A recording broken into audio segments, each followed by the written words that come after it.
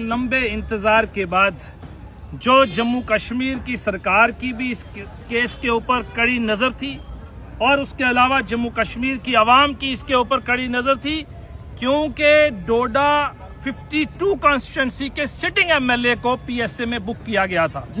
आम जनता तो कई लोग इस वक्त पीएसए में बुक हैं, लेकिन एक सिटिंग लेजिस्लेचर को पीएसए में बुक करना, और हमने डे 1 से कहा था कि this detention is illegal and bad in the eyes of law, और कई पहलू के ऊपर हमने कहा था दिस डिटेंशन इज इलीगल। 8 सितंबर का दिन जम्मू कश्मीर की जनता नहीं भूली जब एमएलए महराज मलिक को बुक किया गया था और इस केस की हियरिंग जम्मू में जस्टिस मोहम्मद यूसुफ वानी साहब की अदालत में चली थी, और उसके बाद ये मैटर श्रीनगर में हमने कई तारीखों पर अटेंड किया। अल्टीमेटली 23 फरवरी 2025-26 को श्रीनगर विंग में जस्टिस मोहम्मद यूसुफ वानी साहब की अदालत में हमने इस केस को कंक्लूड किया था। लगभग 2 महीने के इंतजार के बाद आज फैसला तमाम जनता की अदालत में है।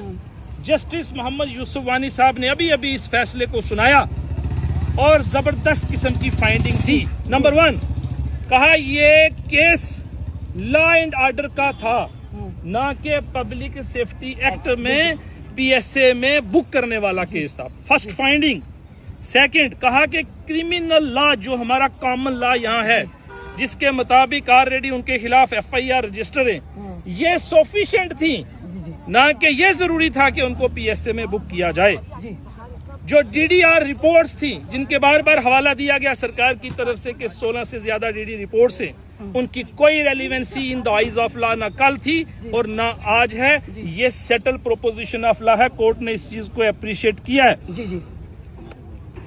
और दूसरी ये बात है कि जो रिलेशन एक लेजिस्लेचर का होना चाहिए पब्लिक के बीच, एक मॉडल की तरह काम करने के लिए जरूरत है, उसके ऊपर कोर्ट ने टिप्पणी की है कि एज अ बेस्ट लेजिस्लेचर, एक अच्छा रिप्रेजेंटेटिव होने के साथ साथ उनको इन चीजों से गुरेज करना चाहिए। बट इन शॉर्ट अभी क्योंकि फैसला आना है, वो हम आपके साथ पढ़ने के बाद बताएंगे। लेकिन सबसे बड़ी बात यह है कि आज बहुत बड़ी जीत हुई है जनता की, और मैं कहना चाहूंगा कि जुडिशरी इज द सुप्रीम।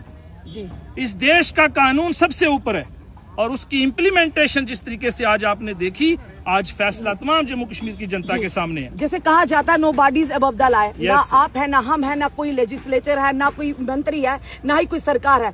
उन लोगों के लिए जो कहीं ना कहीं महराज मलिक को पहले घोषित कर चुके थे कि एंटी नेशन एक्टिविटीज है, ये है, उनके लिए आप किस तरह का जवाब देंगे? आज बहुत बड़ा रिजल्ट आपके सामने है। ये फैसला ये बता रहा है कि इन बातों की कोई relevancy in the eyes of law नहीं है, और कोर्ट ने इस पिटीशन को आज अलो करके इस पीएसए को क्वाश किया है, सेट असाइड किया है, और महराज मलिक को रिलीज करने का ये श्रेय कहीं ना कहीं आपकी टीम को भी जाता, क्योंकि आपने हौसला नहीं तोड़ा, आपने अपना दृढ़ निश्चय रखा। वो लोग भी जो इस केस को पहले शुरुआती दौर में ही छोड़ चुके थे। पूरी टीम को इसका क्रेडिट जाता है, मेरे अकेले को नहीं जाता। सीनियर एडवोकेट राहुल पंत साहब का नाम लेना चाहूंगा, हमारे उस्ताद शेख शकील अहमद साहब, उसके साथ साथ मुजफ्फर इकबाल खान साहब, अप्पू सिंह सलाथिया जी, और मैं खुद, और उसके साथ तारिक मुगल जी। एक टीम वर्क था, बिल्कुल बहुत शिद्दत के साथ, बहुत मजबूती के साथ इस केस को हमने कंटेस्ट किया। रिजल्ट आप, चलिए आप भी बधाई के पात्र। चलिए आप